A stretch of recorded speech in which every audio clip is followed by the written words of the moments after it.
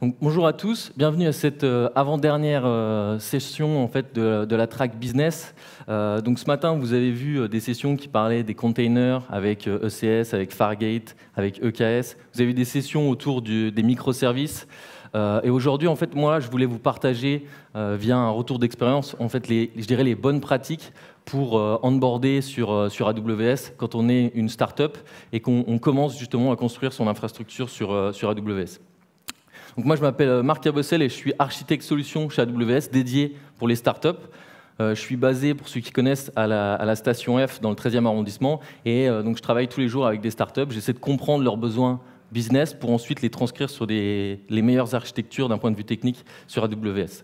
Aujourd'hui, je serai accompagné de Jean-Michel qui travaille pour la société Équateur et qui vous fera part en fait, de son retour d'expérience sur AWS avec une problématique, notamment la problématique dont vous avez peut-être entendu parler quand on parle d'effet capital.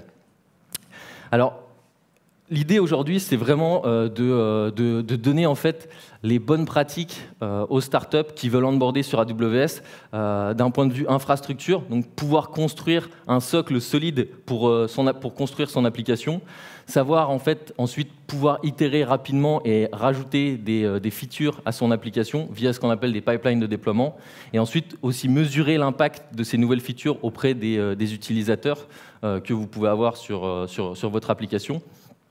Pour justement avoir justement une architecture qui puisse être solide et robuste. Alors, pour recontextualiser en fait cette présentation, je me positionne d'un point de vue startup principe, donc on parle des tenets. L'idée d'une startup, ça va être de rapidement pouvoir innover, de rapidement pouvoir créer de nouvelles fonctionnalités, surtout de pouvoir les réaliser. Tous ces changements derrière, il faut pouvoir mesurer en fait les impacts au niveau de l'architecture, au niveau des utilisateurs derrière. Donc il faut pouvoir se focaliser sur des métriques qui soient justes d'un point de vue nouvelle feature. Et le top du top, à la fin, ce serait de pouvoir justement réussir à automatiser un maximum cette expérimentation, c'est-à-dire de pouvoir lancer de nouvelles features, s'assurer que s'il y ait plus de clients, et ben, du coup, ces nouvelles features puissent supporter la charge. Et l'idée de cette présentation de 20-25 minutes, c'est de vraiment faire un focus sur les services core d'AWS qui vont vous permettre en fait, de réaliser ces types d'expérimentation. Alors, j'ai conçu en fait la présentation sur trois axes principaux. Vraiment, la première partie, c'est comment construire un socle pour son application sur AWS. Ensuite, l'idée, c'est de pouvoir déterminer et créer un pipeline qui va nous permettre de rapidement créer de nouvelles fonctionnalités et de mettre justement en production ces nouvelles features. Et ensuite, je présenterai une solution qui a été créée par des architectes chez AWS qui permet en fait de mesurer le fonctionnement d'un site web notamment. Donc là, je vais partir d'un exemple lié à l'expérience que j'ai auprès des startups après 2 ans chez AWS. 80-90% du temps, une startup, quand elle va commencer sur AWS, ce sera pour faire soit un site web, soit pour créer un back-end d'application mobile. Du coup, je vais reprendre en fait ce type d'exemple pour la partie fondation. Alors, vous avez peut-être déjà vu ce slide, mais je voulais rappeler l'architecture de l'infrastructure AWS d'un point de vue global. Donc, AWS, on est divisé en régions. Aujourd'hui, il y a 18 régions qui sont réparties partout dans le monde, principalement aux US, principalement en Europe et en Asie. Et chaque région va être divisée en zones de disponibilité. Donc on peut aller de 2 à 6 zones de disponibilité. Et chacune de ces zones de disponibilité contiendra un ou plusieurs data centers. C'est vraiment cette répartition, cette forme de région qui est très importante, puisque toutes les régions sont décorrélées, sont indépendantes les unes d'entre elles. Et derrière, vous allez pouvoir créer une application qui soit résiliente en utilisant en fait ces différentes zones de disponibilité pour permettre à votre application, si jamais il y a un problème avec des data centers dans telle ou telle zone de disponibilité, eh ben, elle va continuer à fonctionner. C'est vraiment ce qui est important, c'est de pouvoir leverager un maximum en fait, ces zones de disponibilité, soit en utilisant des services managés par AWS qui vont vous permettre de rapidement en fait, mettre en place une solution résiliente. Alors, Je voulais reprendre l'historique en fait. Donc, quand du coup une startup se crée, derrière, on passe toujours par un aspect POC où l'idée c'est de créer une feature, de démontrer cette feature. Donc, l'étape numéro 1, ça va être de prendre ce qu'on appelle une machine virtuelle, une instance EC2 sur laquelle on va déployer son application. On peut créer une base de données. Donc, la base de données, elle peut être même parfois, je vois juste en fait une instance sur laquelle on a tout mis. On peut au moins utiliser un service qui s'appelle RDS chez nous, qui pour Relational Database Services. C'est un service qui permet de manager des bases de données SQL. Donc du coup, si vous avez une application avec une base de données et une partie applicative, derrière vous allez avoir ce qu'on appelle une Elastic IP. C'est une IP statique fixe. Et on utilise ici Route 53, qui est notre service de DNS, donc pour faire le mapping entre le nom de domaine et l'IP statique. Sur ce type d'architecture, on est plus sur du POC parce que là, s'il y a plusieurs utilisateurs qui arrivent, à ce moment-là, on n'aura pas la capacité de scaler soit la base de données, soit la partie instance EC2. Et même en termes de résilience, si la base de données venait à tomber, à ce moment-là, du coup, il n'y aurait plus de base de données, et la même chose pour la partie applicative. Donc derrière, on va voir en fait comment, à partir d'une architecture basée sur un POC, on peut rajouter en fait des niveaux de complexité sur cette architecture pour permettre d'avoir une solution qui soit plus scalable et plus résiliente. L'étape d'après, quand le POC a bien fonctionné et que du coup on commence à avoir des clients, on va pouvoir rajouter un peu de scalabilité et notamment profiter des différentes zones de disponibilité fournies par AWS. Donc ce que je vois, je dirais... je ne vais pas dire souvent, mais la plupart du temps, c'est qu'on rajoute un load balancer en entrée de la solution, et derrière, on va avoir une ou plusieurs instances vers lesquelles en fait, le load balancer va rediriger les différentes requêtes. Donc, au niveau de ces instances, c'est là où on va avoir la partie applicative, et donc, ce qui nous permet déjà d'absorber plus d'utilisateurs. Et d'un point de vue base de données, on peut, grâce au service RDS, facilement rajouter ce qu'on appelle de la haute disponibilité via un master qui est sur une zone de disponibilité, qui va prendre les écritures et les lectures, et un slave ou un standby qui sera dans l'autre zone de disponibilité. Et si jamais il y a un problème avec la base de données première ou avec la première zone de disponibilité, à ce moment-là, on peut basculer automatiquement sur le slave, ce qui va permettre de garantir une continuité dans le service. À partir de cette architecture, si vous avez de plus en plus de clients et que vous n'avez pas forcément le temps de vous pencher sur la meilleure architecture à mettre en place, ce qui peut arriver, c'est que du coup, on peut arriver sur ce type de solution qui va être forcément plus scalable, parce que du coup, s'il y avait besoin de plus de ressources d'un point de vue web instance, du coup, vous allez rajouter des instances EC2. S'il y a besoin de plus de capacité sur la partie base de données, on peut rajouter ce qu'on appelle des read replicas, ce qui vont permettre de rajouter de la capacité en termes de lecture. Mais en revanche, ce type d'architecture n'est pas du tout optimisé après pour fonctionner correctement sur le cloud. Et on va voir que nous, on peut proposer chez AWS des services en fait, qui permettent d'optimiser ce type d'architecture pour avoir encore plus de clients.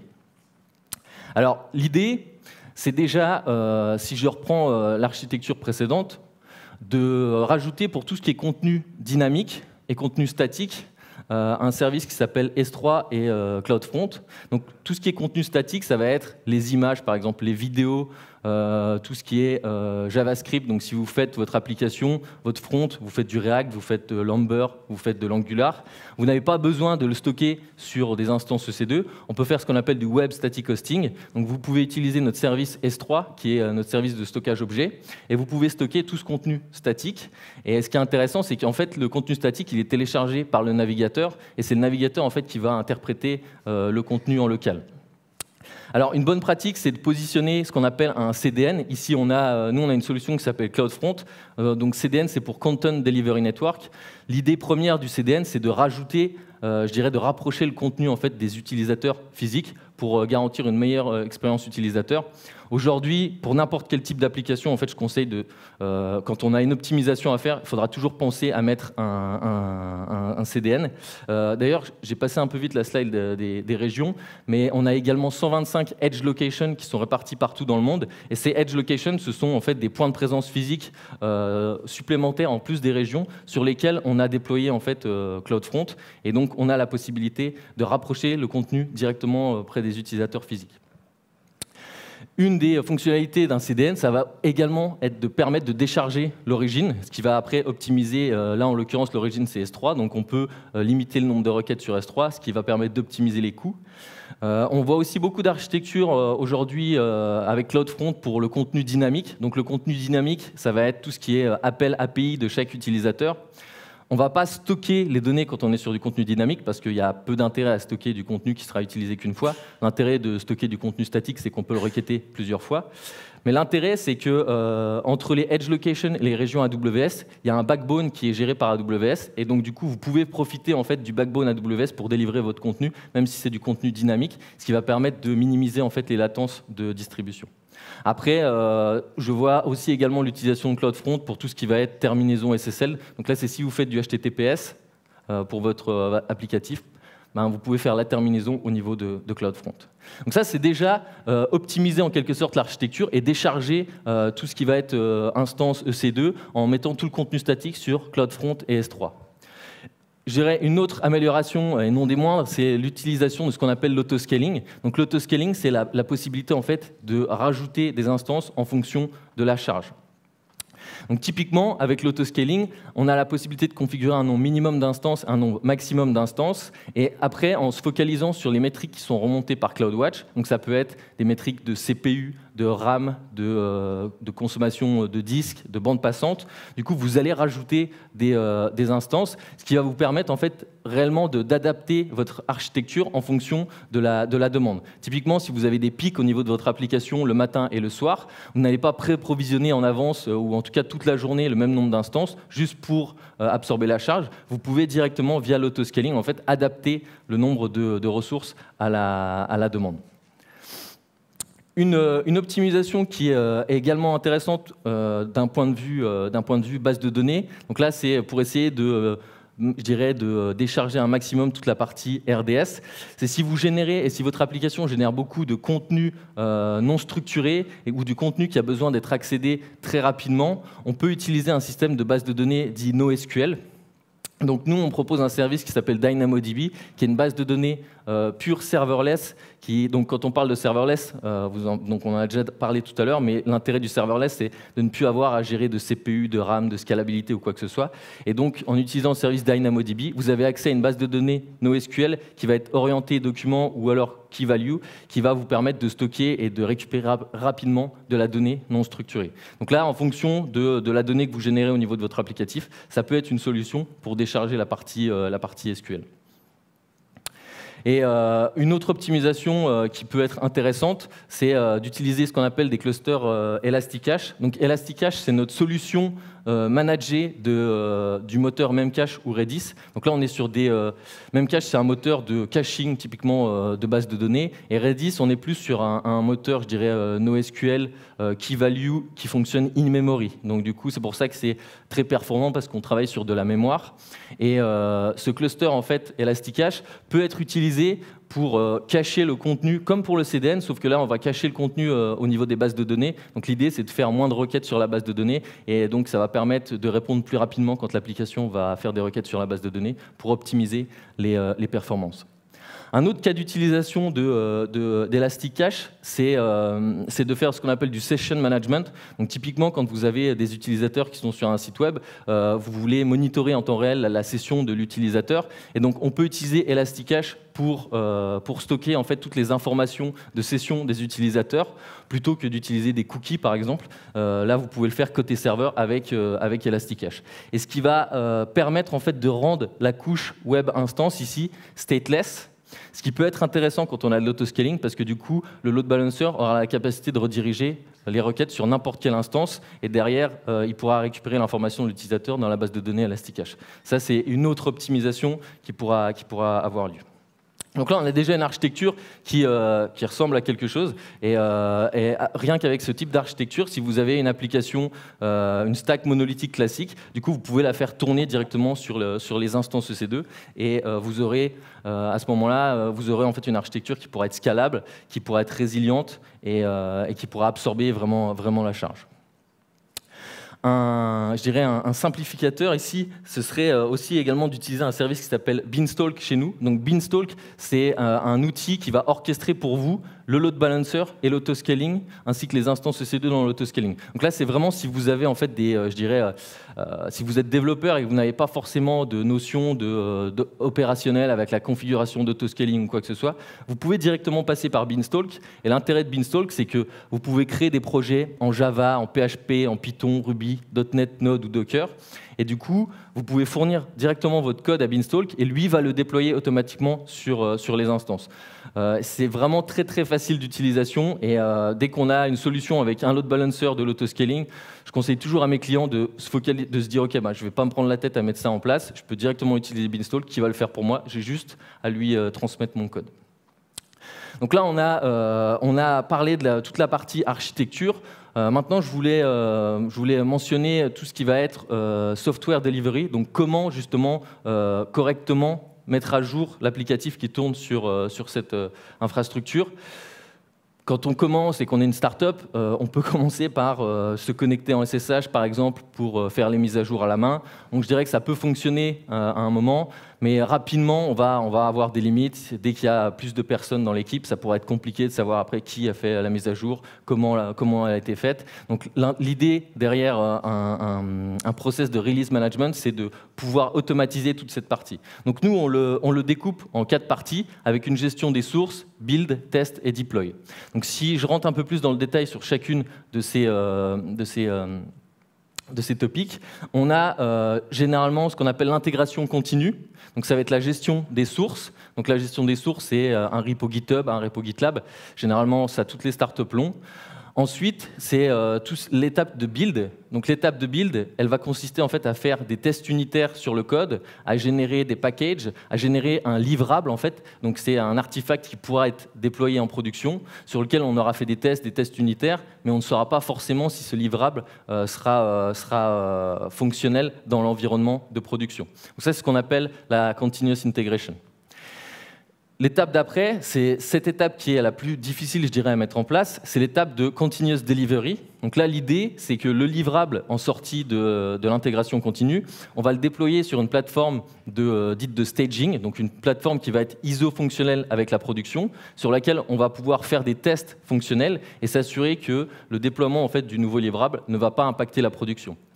Et sur le continuous delivery, en fait, avant de déployer en production, il y a toujours une validation humaine qui va dire à un instant T, OK, les tests fonctionnels sont passés, on délivre en production. Et aujourd'hui, on voit aussi ce qu'on appelle du continuous deployment, où là, l'idée, c'est que de bout en bout, dès que le développeur fait un git commit, git push, le commit passe dans tout le pipeline de déploiement et va automatiquement en production sans intervention humaine. Donc du coup là, il faut faire confiance à son pipeline de déploiement, il faut avoir mis les bons tests unitaires, les bons tests fonctionnels en place, mais potentiellement il n'y a pas d'intervention humaine au moment où on fait le déploiement. Tout ce qui est continuous deployment, je dirais que ça convient quand même beaucoup mieux à tout ce qui est architecture en mode microservice, parce que chaque service aura son propre pipeline de déploiement. Et donc, s'il venait à arriver quelque chose au niveau du pipeline de déploiement d'un service, il y aura des impacts que sur un seul service, ce qui peut être plus compliqué à mettre en place quand on est sur une stack monolithique classique.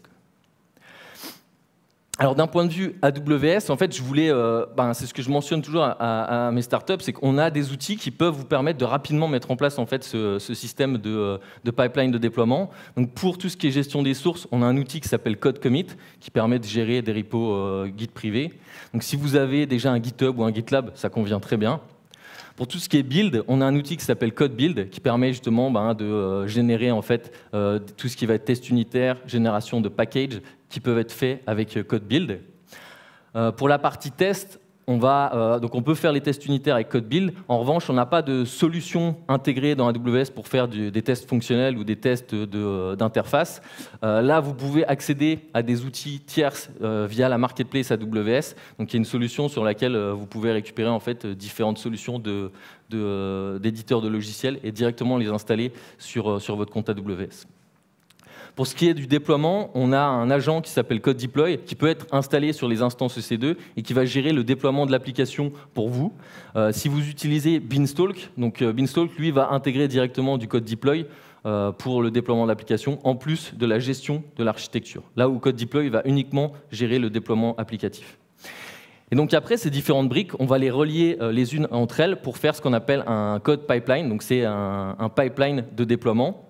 Et ce qui peut être facile à mettre en place, c'est d'utiliser CodeStar, qui va être, lui en fait, va créer ce qu'on appelle des templates en fonction du projet que vous allez mettre en place. Donc soit vous faites des projets, par exemple en Python avec du Beanstalk, et ben du coup, il y a déjà des templates de pipeline qui sont prêts. Et sur toute cette partie pipeline, vous allez avoir également du monitoring avec CloudWatch qui va vous permettre de monitorer votre application, les logs de votre application. Et si vous souhaitez débugger, on a des outils comme X-Ray qui peuvent vous permettre de suivre en temps réel en fait, les différents process dans lesquels se trouve une application.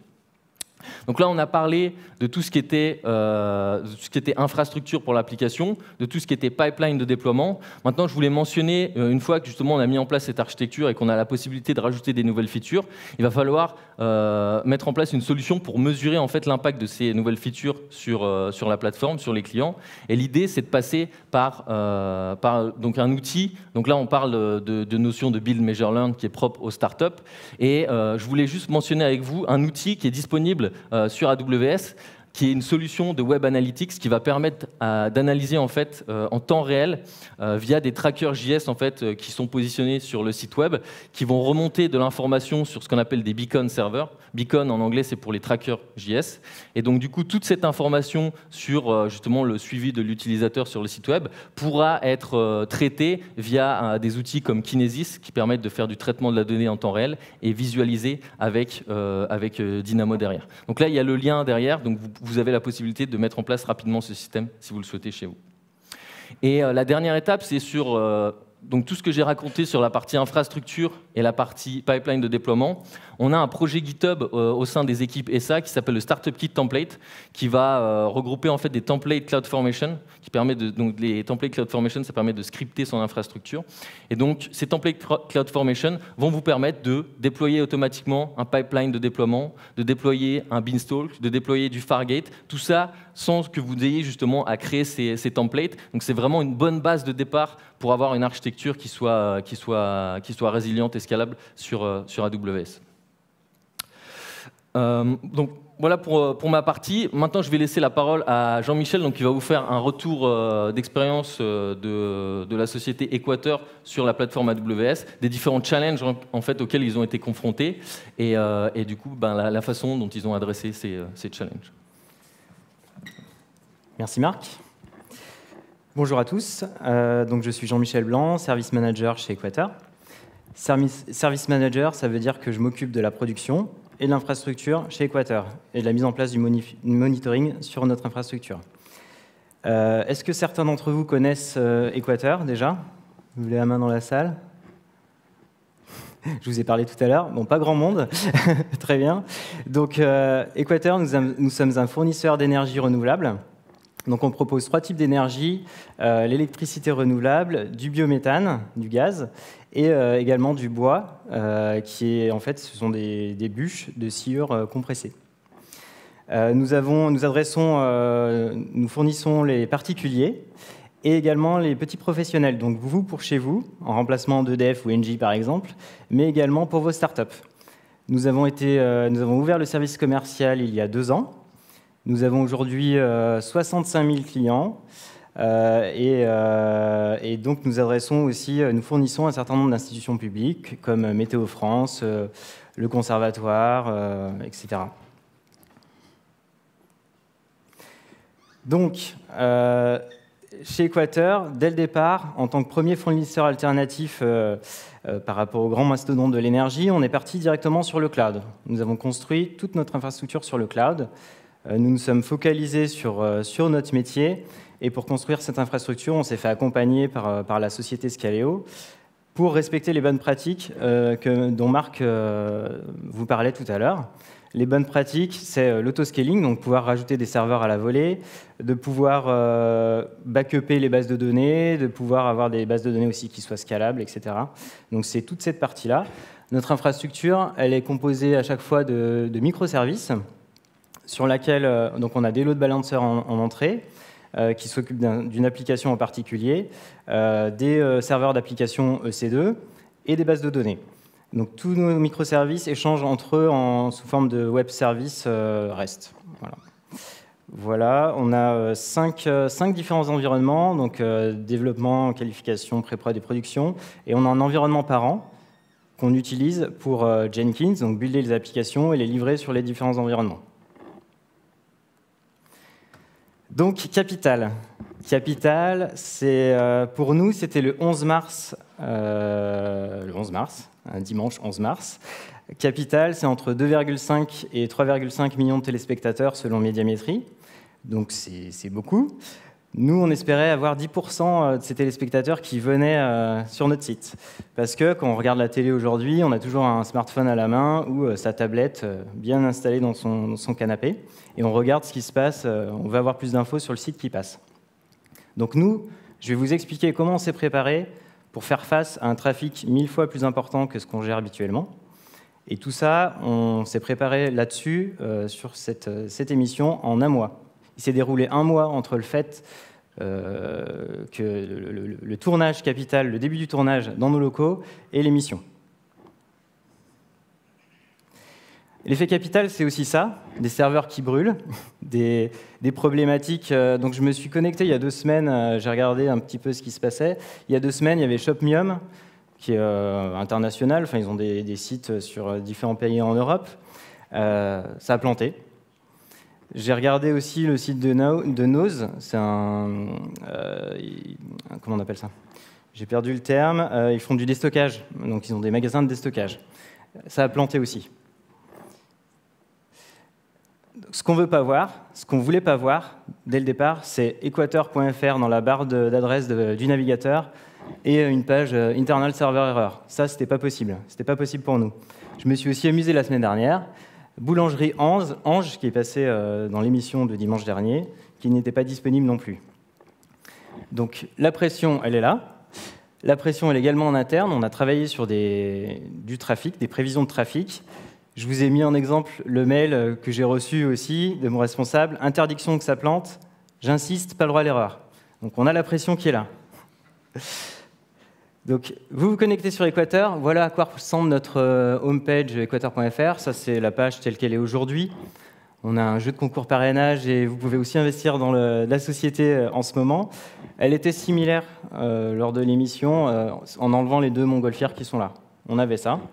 Donc, on voit qu'il y a un menu en haut avec des liens. Donc, on s'est focalisé sur le fait que les internautes allaient arriver sur cette page. Donc on a travaillé beaucoup sur cette page et les différents liens et les services qui sont derrière cette page.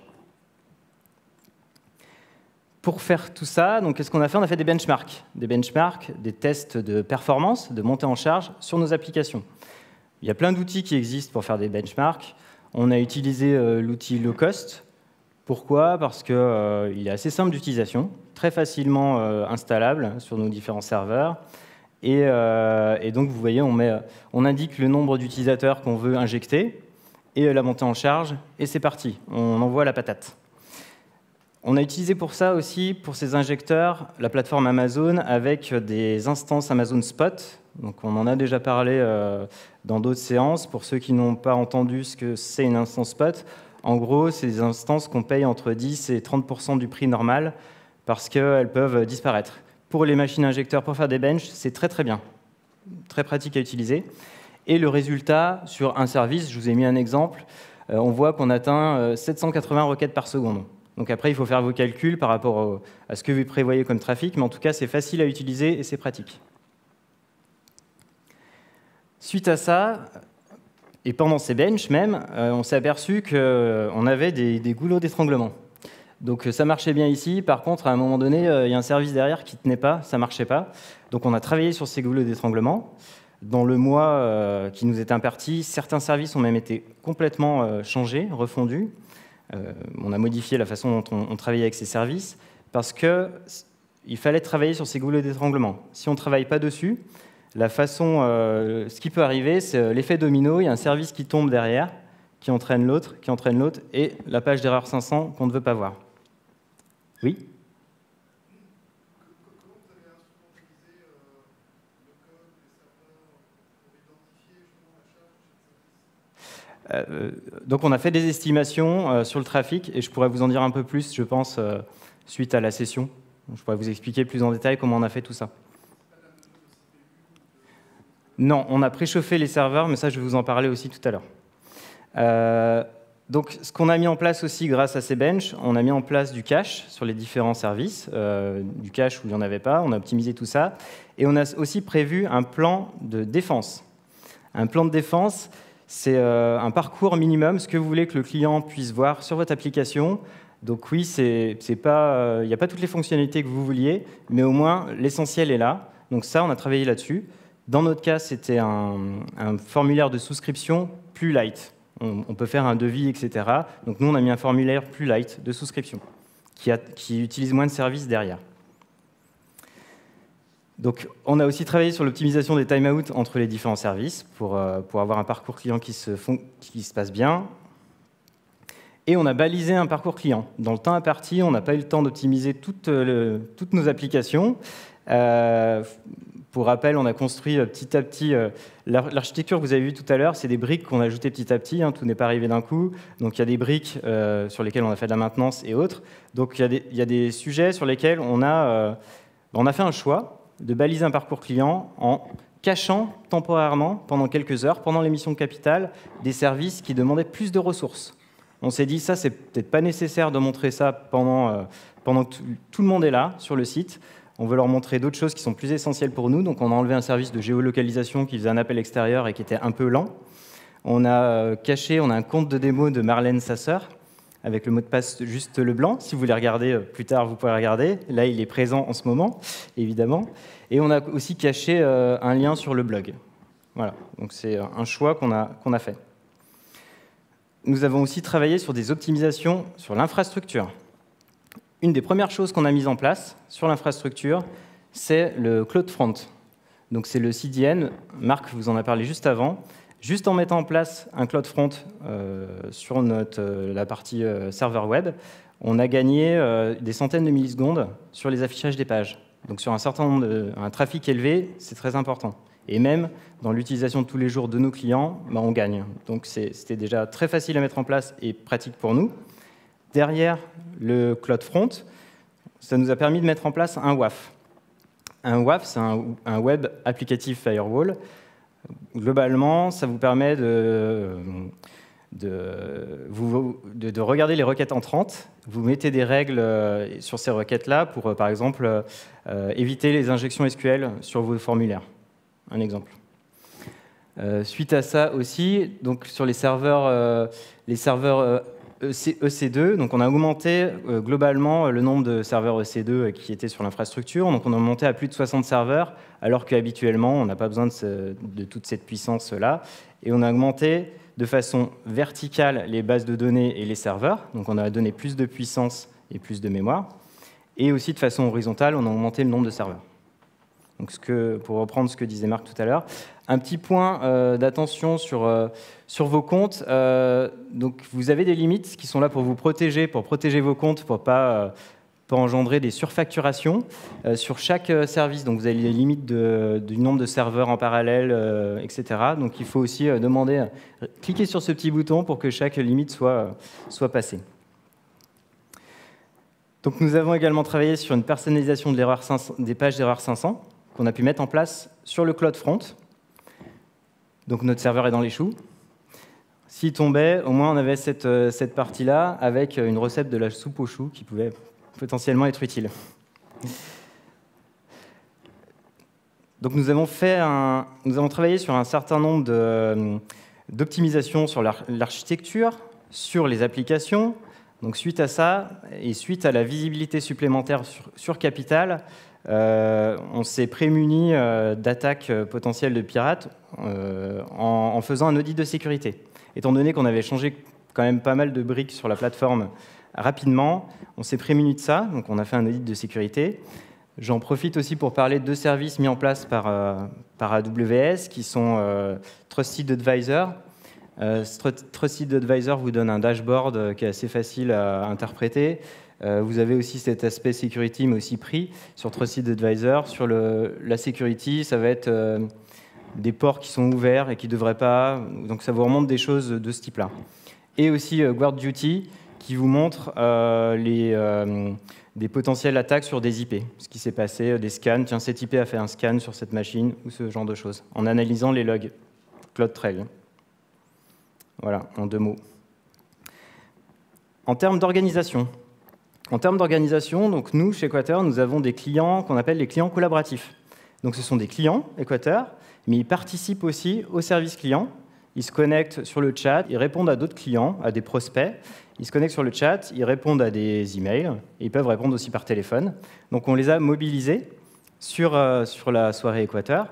Donc ce sont des clients qui sont fans de la marque et qui veulent participer. Donc on les fait participer, on a travaillé avec eux. Et également le service client qui était bien évidemment mobilisé sur cette soirée. On y est. Ça, c'est nous. Ce fameux 11 mars. Donc on est mobilisé. Il y a une partie de l'équipe, il y a d'autres parties de l'équipe sur les côtés qu'on ne voit pas. Donc là, on a les yeux rivés sur les courbes, sur l'infrastructure. Ce qu'il faut savoir, c'est qu'on a un écran qui est là. Là, on ne regardait pas l'émission. Hein. On était vraiment focalisé sur le service qui était rendu à nos clients pour voir la montée en charge et tout ce qui se passait sur le site. Donc, on a préparé juste avant, ça répondra peut-être à votre question et j'y reviendrai plus tard si besoin. Ce qu'on a fait, c'est qu'on a simulé le trafic attendu avant l'émission pour faire un préchauffage des load balancers et un préchauffage des serveurs d'application. Donc on a envoyé nos 60 serveurs qui allaient traiter la charge et nos serveurs injecteurs du trafic, nos 60 serveurs aussi de trafic. On a envoyé tout ça pour simuler, pour faire le cache et préparer tout ça. Donc ça, on a fait ça une demi-heure avant l'émission. Le résultat est là. On voit le pic de capital. On dirait qu'il n'y a pas de trafic habituellement. Il y en a, mais il est complètement différent, ce pic-là. C'est vraiment un pic important par rapport à notre trafic habituel. Ça s'est bien passé. On a, ici, c'est les retours 200 sur le site, donc ça veut dire que ça s'est bien passé. On a une montée en charge qui s'est faite en 2 minutes, donc on n'a pas le temps de réagir, donc c'est pour ça qu'il faut prévoir avant, pas sur des indicateurs CPU ou autres, on a prévu avant le nombre de serveurs par rapport à nos estimations. Donc vous voyez un pic, ça redescend, enfin bref, il y a des pages de publicité même sur un reportage de 20 minutes, donc c'est ce qu'on a pu voir, se constater. Et ce que vous voyez ici aussi, ça c'est le pic de préchauffage qu'on a fait avant. Donc nous, on était ambitieux côté Équateur. On s'est dit, on va bencher jusque-là, on va simuler une charge jusque-là. On était bien. On a absorbé la charge réelle qui a eu lieu. Alors on a quand même eu ici 1,3% de retour d'erreur 500 sur le premier pic d'arrivée, les 2 premières minutes ici. Là. Et c'est là que certains clients ont vu la page d'échoue, l'erreur 500, sur Twitter.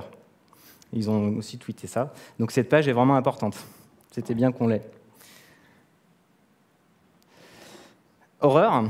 Donc tout ne s'est pas vraiment passé comme prévu, en fait. On s'est aperçu au dernier moment, en fait, ça c'est avant l'arrivée du pic de charge et du repartage, qu'il y avait une faute d'orthographe, un CCD qui traînait dans un formulaire. C'était gros comme le nez au milieu de la figure, mais on ne l'avait pas vu, on était tellement focalisé sur les tâches techniques, etc., qu'on n'a pas pris ce recul-là. Donc, ayez ce recul-là, ne faites pas la même erreur que nous, parce que là, on est monté en stress supplémentaire, une demi-heure avant l'émission, et juste avant le préchauffage dont je vous ai parlé des serveurs d'application, on a dû relivrer l'application. Donc, préparez-vous, regardez bien, prenez du recul. Le résultat de l'effet capital pour nous, c'est quoi? C'est 28 000 clients en 1 heure, 2500 appels, 318 chats qu'on a traités. On n'a pas pu répondre à tous les chats vraiment en live. On a répondu après à ces clients-là. Et résultat, plus de 1000 nouveaux clients. Le retour sur investissement pour nous est super intéressant parce que, en gros, tout ce qu'on a fait pendant le mois de préparation, le fait de mettre plus de serveurs pour la soirée, augmenter la taille des serveurs pour la soirée et également l'utilisation des instances spot pour les injections des clients, ça nous a coûté 5 000 €. Donc le retour sur investissement est intéressant sur cette partie-là. Globalement, on est content, l'effet capital, on est passé. ça a marché. Donc en termes d'organisation, il faut vraiment traiter ça comme un projet. C'est une grosse visibilité, donc il faut en profiter, il faut mobiliser toutes les équipes. C'est le projet prioritaire dans la société. Plus que d'autres projets business qui peuvent arriver, c'est un vrai projet business finalement. Donc on a pu, retour sur investissement également, la plateforme, on a travaillé sur la résilience de nos services, de nos serveurs, donc ça c'est gagné suite à cet effet capital, c'est quelque chose qu'on a fait et qui n'est plus à faire. Et également, donc un point très important, c'est aussi sur la montée en compétences et en maturité de l'équipe. Donc, si vous êtes intéressé par le sujet, j'ai rédigé aussi un article plus détaillé sur le blog que j'avais posté suite à l'émission Capital sur le blog Équateur. Donc, j'en profite pour vous parler aussi de notre concours de parrainage en ce moment sur Équateur, où vous avez des Twizy et des Zoé à gagner. Et donc, je vous partage mon code parrain. Vous avez 300 kWh offerts. Ça représente 1 an de recharge de votre portable. Je vous remercie de votre attention et je repasse la main à Marc. Merci Jean-Michel d'avoir partagé avec nous le retour d'expérience d'Équateur sur AWS. Je pense que c'est vraiment intéressant justement de se rendre compte des challenges auxquels les startups sont confrontées, et notamment celui de l'effet capital qui est, je dirais, assez célèbre dans le milieu des startups. Je voulais vous montrer un slide que vous avez certainement vu tout au long de la journée, mais juste pour rappeler que AWS a ouvert une région à Paris fin d'année 2017, que vous avez la possibilité de stocker vos données directement sur cette région. Donc n'hésitez pas à l'utiliser. On a également une conférence online qui a lieu le 16 octobre 2018. Donc les inscriptions normalement sont toujours ouvertes. On va traiter des sujets autour du développement, du machine learning. Donc ça peut être intéressant pour tous ceux qui ont envie justement de découvrir ce que peut proposer AWS dans ces domaines-là. Pour terminer du coup cette présentation, je voulais vous repositionner le Startup Kit Template que j'avais présenté précédemment. L'idée, c'est vraiment, encore une fois, via ces différents templates CloudFormation, de pouvoir vous permettre de rapidement construire une plateforme sur AWS qui respecte nos piliers de sécurité, de résilience, de scalabilité et de coût. Pour tout ce qui va être de la solution Web Analytics, je vous ai également fourni le lien. Si vous souhaitez poser des questions, on est disponible après la présentation avec Jean-Michel. Vous pouvez également nous contacter sur les réseaux sociaux, donc LinkedIn, Twitter. C'est possible. Je vous invite à aller dans la zone dehors, donc pour tout ce qui va être networking, notamment profiter de cette occasion pour discuter aussi avec vos collègues startup, avec des VC. Ça peut être intéressant pour une startup. Et je vous invite aussi à venir à la dernière session qui va traiter du machine learning chez AWS avec Julien Simon, qui est notre évangéliste à IML, et du retour d'expérience de la startup Watiz sur AWS. Voilà, donc je vous remercie d'avoir assisté à cette conférence et je vous souhaite une bonne fin de journée.